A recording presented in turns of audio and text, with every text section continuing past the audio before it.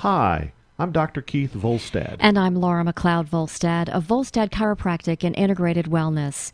We'd like to welcome you to this week's edition of the Chiropractic Corner, a weekly show spotlighting the chiropractic profession and what doctors of chiropractic do to improve their patients' health. In this program, Dr. Volstad and I plan to cover topics that pertain to your health from a complementary and alternative medicine point of view. These topics will include spinal injury issues like neck pain, low back pain, bulging discs, pinched nerves, and sports injuries, lifestyle medicine, dietary and nutritional advice, nutraceuticals, and supplementation, just to name a few. We'd like to encourage you to email us about topics that you'd like to hear discussed on this program. You can do that by emailing us at imchiro1, the number 1, at gmail.com. That's M as in Mary, CHIRO, the number 1, at gmail.com. Today we want to continue our discussion of what is chiropractic. Last program we discussed the role of the chiropractic physician, the education and training required of chiropractic physicians, and we tried to clarify a few misconceptions that listeners might have concerning chiropractic and chiropractic care. Dr. Volstad, what can patients expect when they visit our office for the first time? Well, that's a great question. And just like any doctor's office, there are certain procedures that we have to go through. Of course, there's paperwork, always paperwork. So patients will be filling out different forms that are required for the running of the office, for insurance information, etc. And in this day and age, new technology, we have to put all that stuff into the computer, so it does take a little bit of time. That's called an electronic health record. So all the information that the patient gives us on these forms will be transferred to an electronic health record so that it can be kept on the computer. Right. And like any office, that only takes about 10 to 15 minutes, just depending on how fast you write. That's right. That's right. But like any doctor's office, you're always going to have to do the paperwork. Sure. Then, once the paperwork's inputted into the computer and all the information is gathered that we need in regards to that information, then we begin the process of a thorough history and examination. And this is, in my opinion, the most important part of your first visit. It's where the patient and I will get a chance to talk and find out what's causing the problem that the patient may have. Find out how it occurred, what kind of extenuating circumstances are involved, that sort of thing. That's called the history.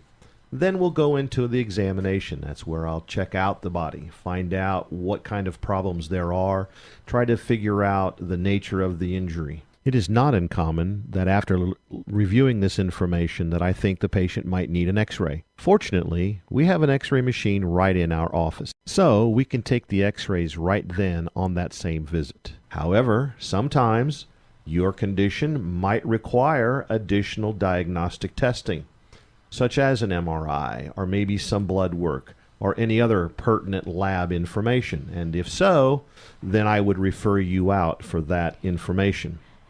And Dr. Volstad, you mentioned going out for an MRI or blood work and that type of thing. I think that's might be one of those misconceptions we were talking about. People are surprised to learn that you can send them out for an MRI. They sometimes think, oh, no, I've got to make another doctor's appointment to go get a prescription for an MRI. And that's true, and it can be a frustrating thing to have all these different doctor's appointments, but you're absolutely right, Laura. This is something that we can prescribe right in our office and get the script that you need to send you off to get the necessary information that we want in addition to what we've already ascertained while you're in our office. Once we get all this information together, then we go to the next step where we then come up with a diagnosis. What's wrong? What exactly is the nature of your condition? And from that diagnosis, then we can prescribe the appropriate treatment and treatment plan. This is the adjusting, any physical therapy modalities that we may need, things of that nature, such as EMS, such as ultrasound, laser, etc. Well, there's a word, EMS. What does that mean, Dr. Volstad? Well, let's finish out this part of the program, Laura, right now, and we'll talk about that here in a couple of minutes. Okay, once we have the treatment plan done, then we are going to get you some educational information. Very commonly, we'll have some kind of health sheet waiting for you when you check out so that you can have information relating to your condition to help further your understanding of what I'm finding wrong and what I think we need to do about it. And then obviously we have the follow-up appointments as necessary to treat you and your condition. The whole thing.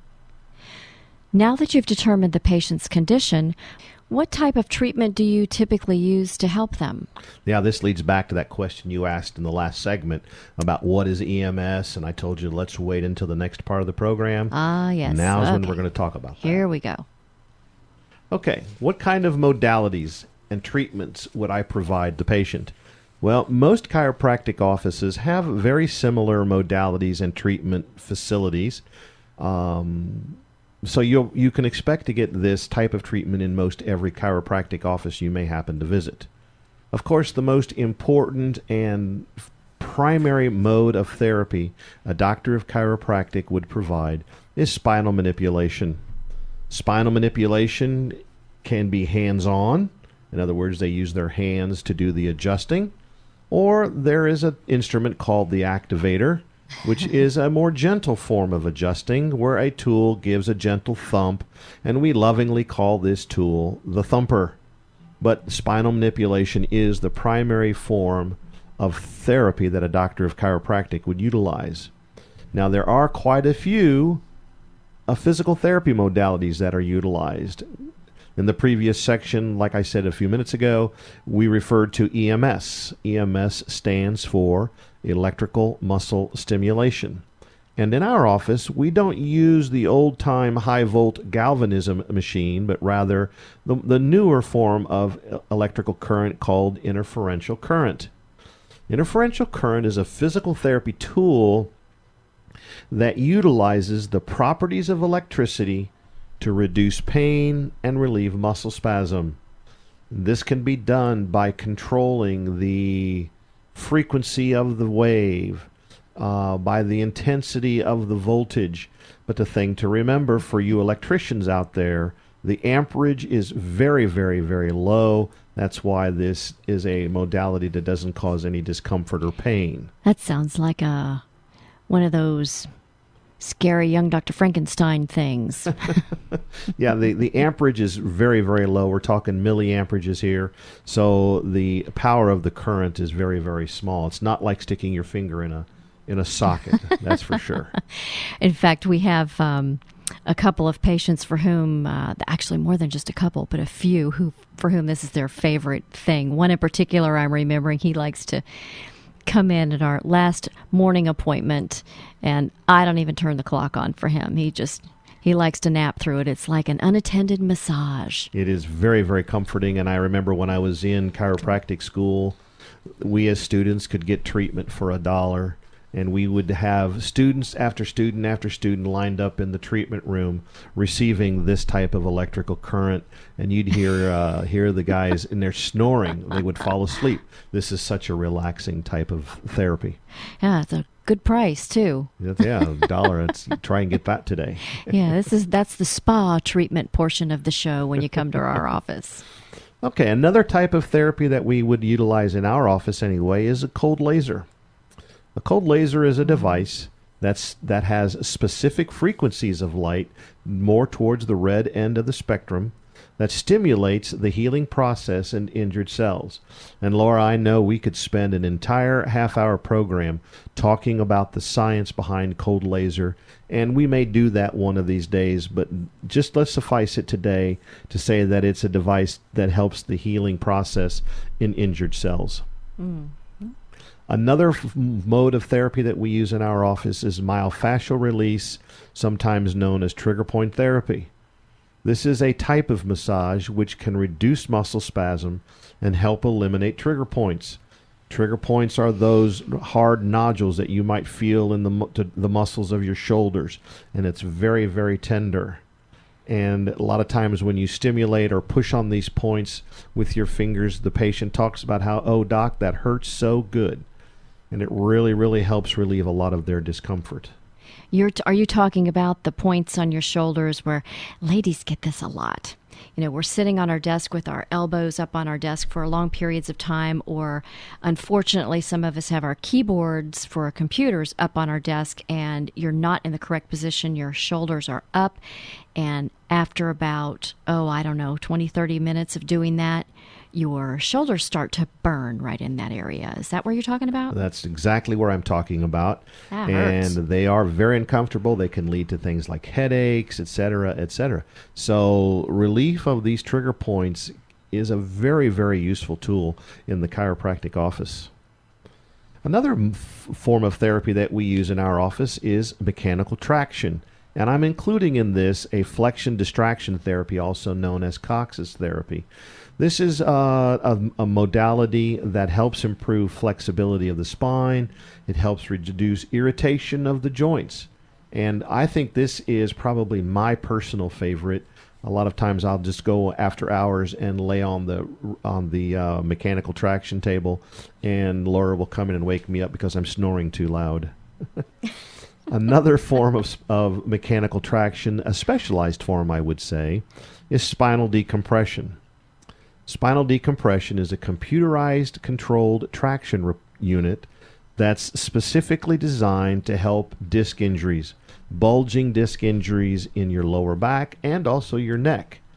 In other words, because it's computerized and controlled by the computer, the traction can be modified during the course of care to pull at 100% and then relax to, let's say, 60 to 80%, and then pull to 100% and then relax to 60 to 80%, and create a kind of milking action of the bulging disc to try and reduce the bulge and help then the patient to heal and really relieve the pain. A great, great therapy for herniated discs. Okay, another form of therapy that we use in our office is acupuncture. As I mentioned last week, I am certified under my license to practice acupuncture, and I use acupuncture when needed. And like I said earlier on the cold therapy, we can spend another edition of the Chiropractic Corner just to talk about acupuncture, what it is, and how it can be utilized. An additional therapy tool that we can use is ultrasound. Ultrasound is a therapy that helps reduce muscle spasm by bringing warmth to an injured area. The sound waves can penetrate the skin a few centimeters to increase blood flow through an area, to bring warmth to the area, and sometimes helps facilitate the recovering process for the patient. And of course, we use ice and heat, and this is very commonly a home instruction that I give patients, to use ice and rarely to use heat. Another device that we have in our office is the Magnosphere, which utilizes magnetic resonance therapy. The Magnosphere is a device that restores a more normal electromagnetic energy to the cells of the body, thus facilitating healing within the cells. And I can tell you that we will be spending on a future edition of the Chiropractic Corner talking just about the Magnosphere and magnetic resonance therapy. It's interesting to note that the developer of this protocol and the scientist behind the science actually lives right here in Jupiter. So maybe we can get him on our show at a later date. Oh, that would be great. This gentleman is a fascinating guy to talk to. Has been working on that for many, many years. But in the meantime, if someone would like to come and try the Magnosphere out, they can just call our office and make an appointment for a complimentary session that takes about an hour and 15 minutes all told. But you're more than welcome to give us a call and come take it for a test run. Another form of therapy that we use in our office is nutritional and dietary management. Some conditions require, in addition to physical therapy modalities, requires nutritional and dietary management. And then lastly, I want to remind you that it is not uncommon that we refer to other healthcare providers as necessary for co-management of your condition, or if it's something that we really are not capable of handling, we'll refer you out to the appropriate physician so that you can get the treatment that you require. Now that we have all this information and the patient is ready to start their care, Doc, how often do patients have to return for follow-up care, and how long might healing take? Care is an individual matter. However, most injuries include soft tissue, which can be a determining factor in length of care. For example, there are different grades of strain sprain, which are injuries to the soft tissues, that is, muscles and ligaments. Depending on the grade of strain sprain, the length of treatment then can vary. For example, a grade 1 strain sprain, which is basically just a stretching of the fibers of the muscle or the ligament, recovery can usually occur within 2 to 6 weeks.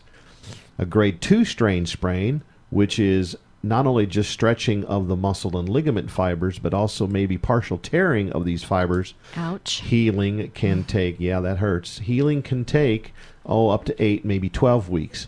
But then you have a grade 3 strain sprain, which is really a surgical matter.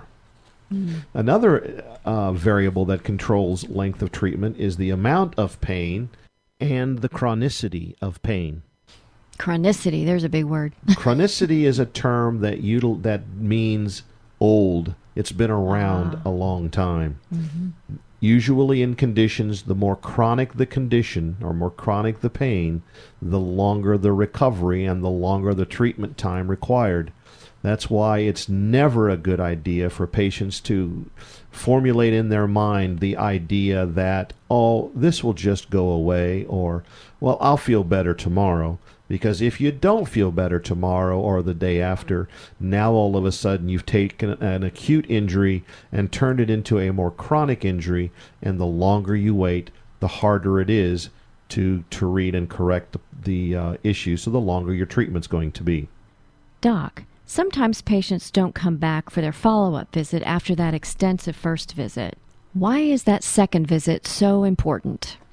Laura, that second visit is the most important visit in my opinion.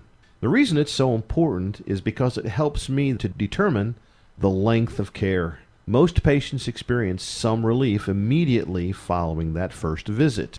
However, more relief is garnered after each successive visit. So that second visit really, really is important. Doc, what about the insurance environment? With the government getting involved in health care and the subsequent changes to health care insurance and who needs to be insured by whom, what's going on with that insurance environment? Patients always want to know, does my health insurance cover chiropractic care? Laura, that is another great question. Most major insurance companies include chiropractic care in their medical coverage. And even the new legislation that's come out includes chiropractic care. However, that climate is changing. With the government getting involved in healthcare, things are going to change. There are increased deductibles. There are increased co-pays. And for the doctors, there's reduced reimbursement. And this is true for healthcare all across the board, not just the chiropractic physician's office. Hospitals and medical doctors and podiatrists, they're all feeling the pinch. Each office is different in how they handle insurance. Some offices will accept all the insurance companies. There are other offices that won't accept any insurance and are cash only. And then there are those offices in between. One other insurance aspect I'd like to talk about very briefly is Medicare. Medicare, as it relates to chiropractic, is very limited.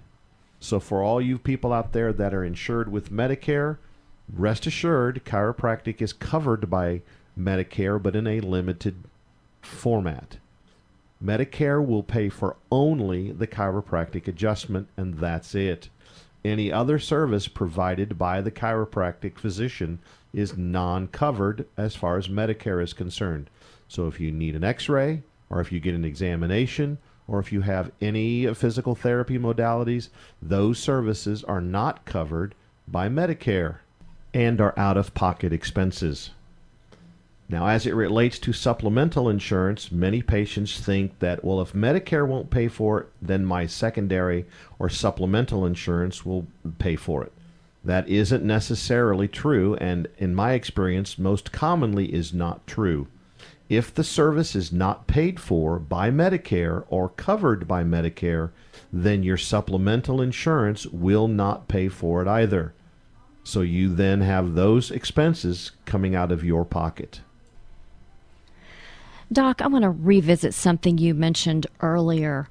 You mentioned that you give patients home instructions for pain relief between visits. Is there a particular case when the patient should use ice and when they might want to use heat? There are some instances where the patient would want to use one over the other, and here's the rule of thumb that I like to use. If the condition is acute, that is, if it's less than, let's say, 48 or 72 hours old, ice is definitely indicated.